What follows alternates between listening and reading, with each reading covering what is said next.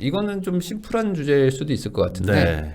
그런데 아마 네. 이것도 비슷한 고민 많이 하실 것 같아요. 이런 류의 고민들. 네. 두 번째 사연입니다. 이제 31살 갭투자남입니다. 네. 한때 뉴스에서 많이 불렸던 영끌족 패닉 바잉족입니다. 인천 부모님 집에 함께 거주하고 있다. 지금은 그리고 19년도 10월에 샀어요. 그러니까 옛날에 사셨네요. 그리고 20년 2월에 등기를 쳤다. 야, 쌀 때 샀네. 네. 그러니까 22년 2월이면 2년이 되는 거예요. 네. 그러니까 이제 뭔가 고민이 시작된 거죠. 구로구 개봉동 현대아파트 25평형을 샀대요. 5.6억에 샀는데 그때만 해도 전세가 3억 5천이어가지고 2억 1천 정도를 돈을 들여서 샀어요. 아니 예. 근데 그러면은 그때는 28, 29인데 네. 29에 2억 1천이 있었다? 세금까지 2억 4천? 훌륭한데요? 이분 뭐예요? 여자분이세요? 아, 남자분이에요. 남자분이에요. 네. 그러면 돈을 좀 지원을 받았을 것 같게 돼요. 그럴 부모님이 가능성이 조금 선견지명이 있으신 것 같게 돼요. 네. 너 이렇게 하지 말고 집을 사라. 내가 조금 지원해줄게. 네. 그래가지고 패닉 바잉족은 아닌 것 같은데 저 정도 저쯤에 사셨으면 만약에 그러니까요. 올해 2월에 사셨으면 그리고 네. 저보다 높은 가격에 샀으면 모를까. 이때는 어쨌든 패닉 바잉까지는 아니고 그냥 약간 바잉 바잉 바잉 정도. 이제 막 네. 들썩들썩 할 때. 맞아요. 그때 조금 살까 말까 할 때 안 산다는 사람들도 많았었고. 맞아요. 근데 요 이후로는 막 거의 패닉이었죠. 코로나 딱 이제 저 때 2월 네. 즈음 되면서 막 네. 시작이 되고 네네. 그럴 때죠. 근데 이건 있었어요. 19년도 10월에 그때 또 막 한 번 막 올라갔었어요. 툭! 올라가가지고 19년 12월 16일에 아. 12, 16 대책 터지면서 막 대출 규제하고 막 하다가 그때 약간 그 패닉 바잉 같은 그런 심리를 느끼셨구나. 그때 좀 느끼신 거예요. 아. 약간 그 가을쯤에 막 올라갈 때 있었어요. 네. 그때 샀는데 다분들 다 부럽다고. 근데 부럽다고만 하지 마시고 이분 생각해봐. 20년 2월에 등기 쳤는데 코로나 터졌잖아요. 네. 그러면서 막 주춤주춤하고 막 뭐 떨어지네만 했을 때가 있었거든요. 이분 심정이 얼마나 힘들었겠냐고. 그 한 달 반 막 그 네. 기간 동안에는 물론 뭐 그 뒤로 다시 이제 잠잠해지면서 올라가긴 했지만 어쨌든 그러셨대요. 네 5억 6천 현재 소득은 세전 5,800. 실수령은 그리고 300. 실수령은 300 초반. 300 초반까지 떨어져요? 세전 5,800인데. 이분이 지금 저 상여금을 뺀 거 아닐까? 그러면은 300 초반이고요. 고정 지출은 월급의 70% 저축. 훌륭합니다. 저 중에 지금 부모님이랑 같이 사니까 네, 부모님이 같이 사니까. 한 200 초반 정도는 저축하는 거고. 네, 그리고 대출 상환하는 게 있어가지고 현금은 한 2천만 원 정도 있다. 보유 시세는 그러니까 현재 아파트가 8억이래요. 5억 6천에 산 게. 네, 5억 6천에 산 게. 네. 그리고 22년 2월 만기라 실거주를 이번에 하려고. 그러니까 이제 세입자가 있으셨겠죠 그때. 네. 3억 5천. 제가 들어갑니다 하고 돈을 빼주고 들어가려고 한다. 반드시 입주를 할 것인지가 조금 그렇긴 하네요. 네, 그래서 이분은 1인 미혼 가구예요. 그러니까 실거주를 주택담보대출, 전세태거대출을 받아가지고 들어가려고 하는데 금리가 너무 오르는 것 같아서 무섭다. 하우스푸어처럼 반복되지 않을까 두려운 마음이 있습니다. 라는 게 이분의 사연이에요. 네. 뭐 금리는 오른다는데 저는 어떻게 해야 될지 대출도 제한돼 있고 뭐 DSR도 적용되는데 1% 금리에도 월 상환액 차이가 큰데 이 집에 들어가서 사는 게 맞을까요? 3억 대출 받을 거고 고정금리를 희망하지만 너무 고금리는 자신이 없다. 이런 사연입니다. 네. 자, 어떻게 다들 시청자분들은 생각을 우선은 하시나요? 이걸 좀 정리를 해보면 네. 그러니까 지나고 나서 하는 얘기지만 잘 샀다. 네. 우선은 잘 산 거죠. 다들 부러워하시잖아요. 잘 사셨습니다. 5억 6천 전세 3억 5천 끼고 내 돈 한 2억 남짓해서 들어가가지고 네. 지금은 8억 정도고 네. 8억에 3억 5천이니까 지금 전세도 꽤 올라 있을 거고요. 그러니까 31살에 8억짜리 집이 어쨌든 생긴 거고 그리고 서울에 집이 있는 거니까 그렇죠. 어쨌든 내 집 마련도 하신 거잖아요. 네. 인천에서 거주하시다가 이제 서울로 인서울. 네, 뭐 직장이 어디신지는 모르겠지만 네. 그러면은 이제 어쨌든 인서울도 가능한 거고 그러면 나쁜 건 아니죠. 네. 다들 부러워하시고 행복한 고민이다라고 하시는데 행복한 고민이라고 하시는데 근데 또 막상 또 내가 가지고 있으면 뭐든 지금 금리도 문제가 있으니까. 이분이 이제 그런 것 같아요. 아직 처음이고 이러다 보니까 대출을 크게 안 받아보시고 그러다 맞아요. 보니 이제 금리가 올라간다라는 거에 막연한 이제 두려움 같은 게 있으신 거죠. 걱정거리고 있고. 그런데 요분 고민해서 보면 이 상황에서 이 집에 들어가 사는 게 맞는 건지 고민이라고 하셨으니까 그 부분 한번. 네, 반드시 들어가야 되는 상황은 아닌 것 같아요. 그렇잖아요. 지금 뭐 금리가 오르는데 대출을 받아가지고 여기에 내가 굳이 들어가서 사는 게 맞습니까? 라는 고민을 한다면 이 전세를 한 번 더 돌려도 되는 상황이라고도 짐작이 네. 되거든요. 그러니까 이분은 그거 같아요. 제가 봤을 때는 이분은 지금 2년 실거주를 해야 네. 비과세가 되니까 지금이라도 빨리 들어가서 그거 2년을 채우고. 살겠다. 네. 그래야지 비과세를 받는다. 왜냐면 지금 한 3억 정도 2억 얼마 올라갔으니까 거기서 비과세를 받으려고 2억 4천, 들어가는 예. 거거든요. 근데 그거를 꼭 해야 될까라는 거에 대한 의문은 저도 사실 있어요. 맞습니다. 음.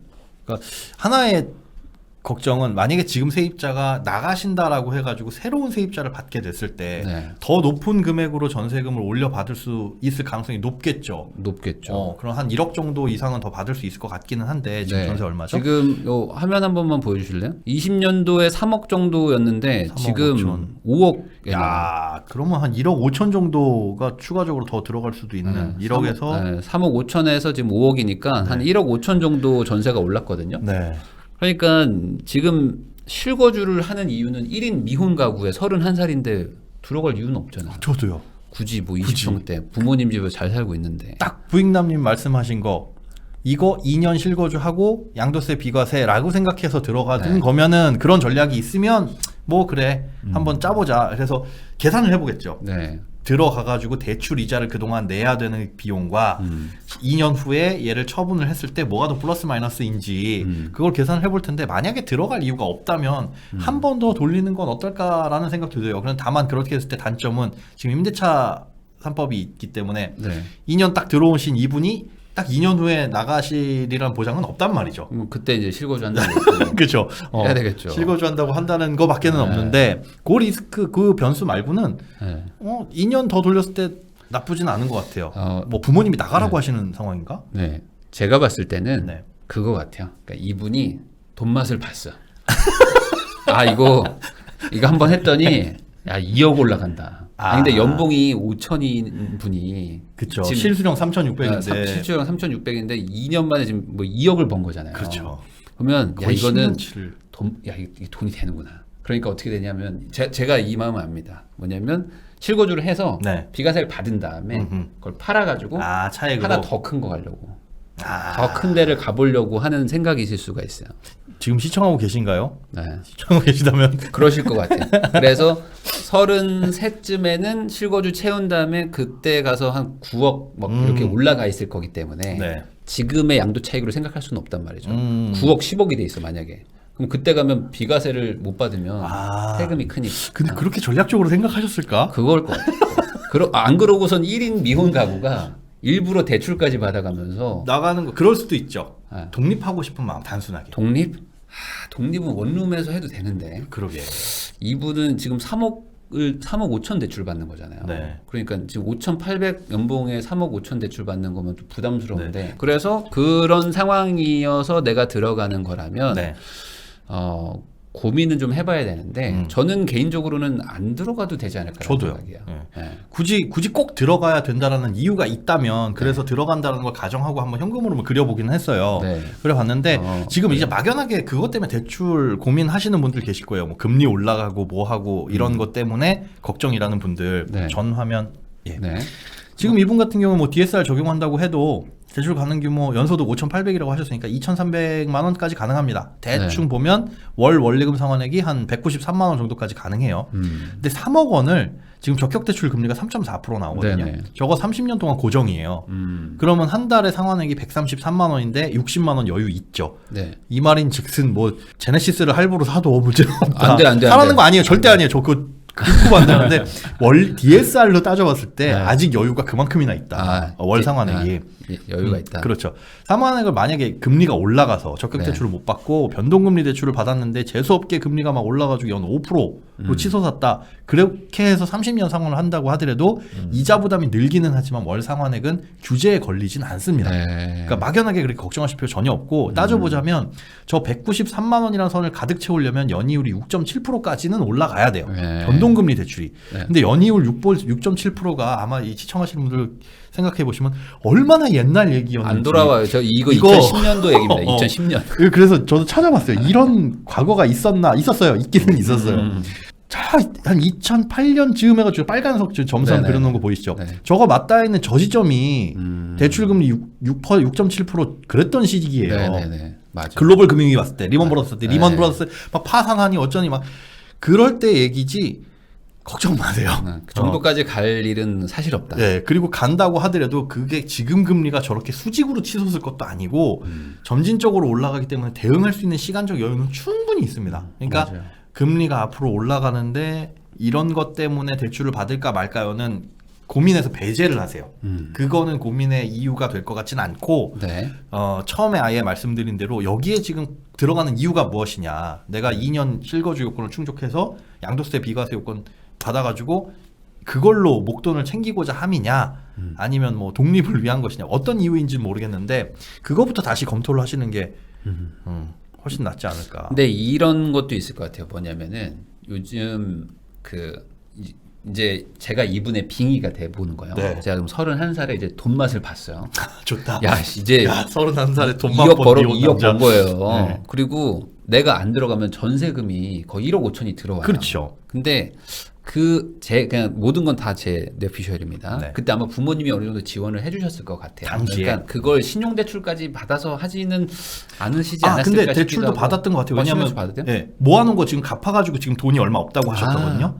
예. 아니 근데 주담대를 그것도 주담대든 아니네. 뭐 신용대출이든 아, 그러네. 뭔가를 받아가지고 그걸 갚았겠죠. 그러면 오히려 좀 심플해지는 것 같아요. 그냥 1억 5천 받은 거를 그냥 전세금 올려 받은 거를 대출 갚으면 돼요. 네.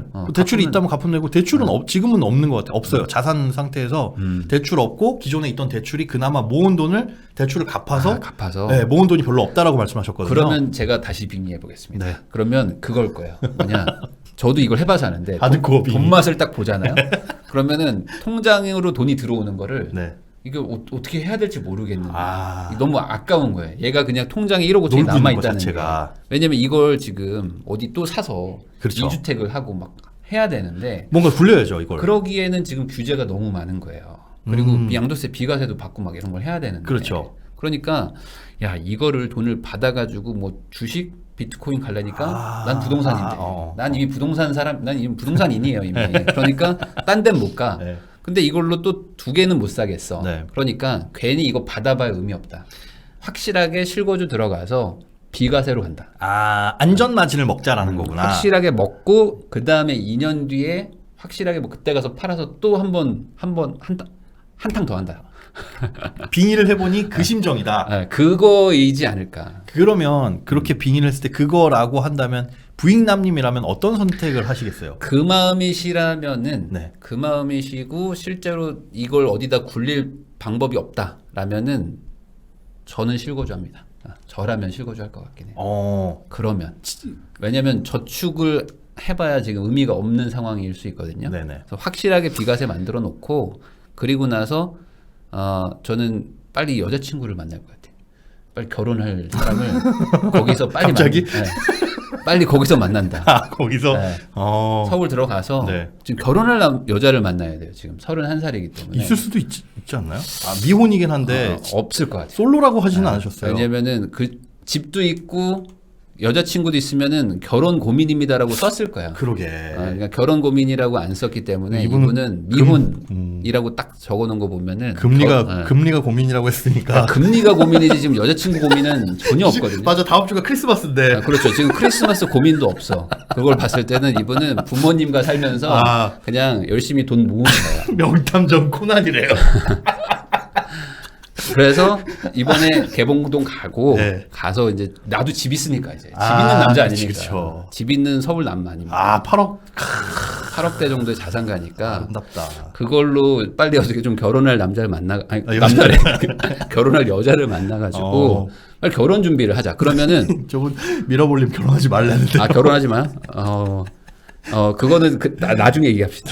집 있는 서울 남자. 네, 그래서 결혼할 여자를 빨리 만나서 네. 그러면 그쯤 되면 이제 어느 정도 2년이니까 2년이면 충분히 연애도 하고 결혼 얘기도 나올 거 아니에요. 네. 그럼 그때쯤 가서 뭐 여자친구네와 합쳐서 더 좋은 집을 가든지 아니면 여기서 신혼집을 차리든지 네. 뭐 그건 그때 가서도 할 수 있는 거니까. 근데 문제는 뭐냐면 만약에 이번에 실거주 안 했어요. 네. 근데 여자친구가 생겨버린 거야. 그래서 일단 전세금은 올려받았다고 가정을 전세금이 올려받았는데 뭘 할 건 없어서 1억 5천은 예금 넣어놨다. 그냥 예금에 네. 넣어놔서 네. 뭐 네. 0.25 뭐 1% 본 거예요. 1% 근데 없다고 쳐요 그거. 여자친구가 생겼는데 네. 이제 결혼하려고 보니까 이 집이 마음에 안 들어. 여자친구가. 아, 딴 데 가서 신혼집으로는 별로다. 살자. 신혼집으로 별로일 수도 있고 여자친구도 돈이 좀 있어가지고 합쳐서 우리 뭐 한 12억대 가자. 막 이럴 수도 있잖아. 아, 만약에. 그렇네요. 그러니까 우리가 미래의 선택지를 넓히기 위한 거에서 네. 어떤 게 나한테 지금 유리하냐를 놓고 봤을 때는 가서 실거주를 하게 됐을 때 선택지가 조금 더 많아지네요. 많아지죠. 네, 왜냐하면 확실한 비과세를. 네. 그리고 지금 1억 5천으로 뭔가를 하려고 하고 있고 하고자 하는 게 있는 게 아니다 보니까 그렇죠. 1억 5천을 그때 가서 쥐고 있는 것과 1억 5천이 아니라 여기 들어가지고 양도세 비과세 혜택을 받는 것과의 차이는 그때 가서 선택지가 하나 더 생긴다라는 게 있으니까 네. 추천을 드리는 건 굳이 들어가지 마셔라. 그렇죠. 굳이 들어갈 이유는 없어요. 사실 내가 당장 뭐 집을 더 키우려고 하는 것도 아니고 그렇습니다. 그런 것도 아니라면은 굳이 들어갈 필요는 없는데. 그런데 나는 무조건 들어갈 거다. 그러니까 이분은 독립 때문은 아닌 것 같고 양도세 비과세 받아가지고 한 번 더 하고 싶은 거가 그렇죠. 아닐까. 그러니까 이걸 굳이 돌릴 필요 없이 들어가서 선택지를 넓히는 게 이분한테는 유리한 선택이다. 그러면 이제 들어갔을 때의 현금 흐름이 문제잖아요. 이자 부담 이분 생각하시는 거 결론적으로 말씀드리면 걱정 안 하셔도 돼요. 아, 그래요? 네, 대출 받았을 때 보여주세요. 현금 흐름 그려봤더니 아무 문제 없습니다. 아무 문제 없어요. 아무 문제 없는데 다만 월 잉여 자금이 처음엔 확 줄어들기는 해요. 그러니까 네. 뭐냐 하면 지금 300을 받으셔가지고 네. 이거 생활비출 90만 원 나오는 이유가 뭐냐면 부모님 댁에 살기 때문이거든요. 네네. 200만 원 초반대를 저축한다라고 했는데 들어가게 됐을 때 3억 5천 정도 대출을 받게 되면 전세 네. 보증금 다 빼줬다라고 가정을 했어요. 네. 만약에 5천이 좀 줄어들게 되면 이거 한 20만 원 정도 줄어들겠죠. 근데 3억 5천 전세 보증금을 다 대출을 받아서 빼주면 한 달 원리금 상환액이 136만 원이 나갑니다. 네. 거기에 생활비 지출까지 합치게 되면 매달 남는 게 75만 원이에요. 네. 그러니까 저축액은 요 정도밖에 안 되는데 이게 저축이 될 것이냐 여기에 들어가서 살고 있잖아요. 그러면 혼자 살면서 90만 원 안쪽으로 지출액을 다 끊어야 됩니다. 네. 약간 이게 하드코어가 되죠. 지출을 이만큼으로 커트를 할 수 있을 것이냐. 그러니까 부모님 집에 살면서 뭐 먹는 거 이런 것들은 아마 그쵸. 부모님이 또 내주셨을 거기 때문에 당연히 아침 점심 저녁 다 부모님께 의지를 하다 보니까 요거 지출로 커버가 됐는데 네네. 이게 직장이 어디신지를 모르겠지만은 그 왔다 갔다 출퇴근이라든가 밥 사 먹고 해 먹고 하면서 네, 돈이 더 지출을 들어가겠죠. 90만 원에서 끊을 수 있을 것이냐 늘어나더라도 맥시멈 150만 원까지가 한계인 거예요. 혼자 살면서 150을 쓴다? 혼자서 150은 너무 많이 쓰는 거 아닙니까? 그러니까요. 근데 이분의 지출 성향을 봤을 때 부모님과 같이 살다고 하더라도 이 정도 90? 그러니까 저축이 쉽지 않겠다. 네, 저축은 쉽지 않아요. 그런데 그렇기 때문에 내년 2월까지 이분한테 드리고자 하는 최선의 저거는 비상금 최대한 많이 모으셔라.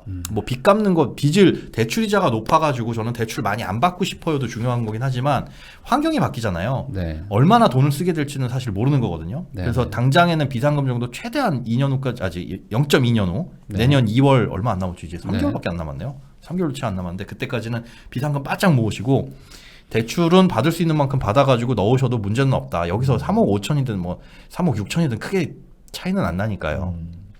그렇게 해가지고 들어가셔도 문제 없고 네. 부동산 상승률이 얼마나 될지는 모르겠으나 이렇게 하게 됐을 때 이제 2년 후에는 실거주 2년 후엔 요때쯤 되게 되면 비과세 요건 충족을 하니까 네. 선택지는 그때 가서 훨씬 더 많아지겠네요. 그렇죠. 이분은 지금으로 봤을 땐 전혀 문제 없다. 네.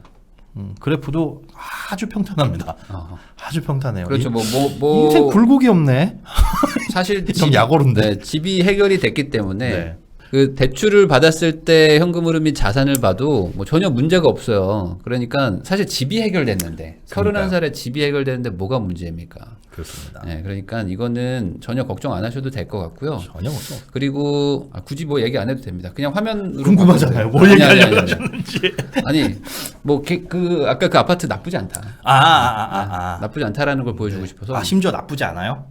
괜찮죠. 아. 네, 뭐 출퇴근도 충분히 괜찮은 곳이고. 괜찮은 곳이에요. 약 올라서. 왜 이렇게 나쁜 아니 그런 건 마음을. 아니고. 네. 아유 뭐 하나라도 약간. 네. 아유 그래도 여기는 좀 위치가 안 좋아요. 좀 오래됐어요. 낡았어요 하면. 그러니까 진짜 그래. 행복한 고민입니다. 행복한 그러니까. 고민이고 네. 금리 걱정은 전혀 하실 전혀. 필요가 없고. 네. 어, 이게 언론에서 이런 분위기를 만든 탓도 있어요. 그러니까 금리가 계속 올라간다고 하니까 야 이거 영끌한 사람들 어떻게 하냐라고 했을 때 일단 1번 지금은 영끌 자체가 규제 상황 때문에 안 됩니다. 그렇죠. 집값에 뭐 90% 100%를 대출받을 수 있는 것도 아니고 과거에 하우스푸어가 문제됐을 때는 한도가 많이 나왔으니까 그게 문제가 됐었는데 지금은 아무리 진짜 용 빼는 제주를 하더라도 규제상에서는 그렇죠. 그만큼 대출을 못 받잖아요. 많이 받아야 집값에 뭐 4~50% 받는 게 전부예요. 맞습니다. 진짜로. 물론 비싼 집을 사게 되면 그만큼 이자 부담이나 원리금 상환 부담이 늘어나겠지만 영끌이란 것 자체를 할 수가 없는 상황이기 때문에 그거 걱정 안 하셔도 되고 그다음에 금리가 올라간다라는 것도 실질적으로 봤을 때 지금 고정금리에 대한 기준금리가 많이 올라가 있지 코픽스 금리는 아직까지는 안 올랐거든요. 근데 여러분들 대출 받으실 분들 그거 참고하셔야 됩니다. 이번 달 15일 내일이네요. 코픽스 금리 많이 올라갈 거예요. 아 올라가요? 네, 지금 예금금리 올라갔어요.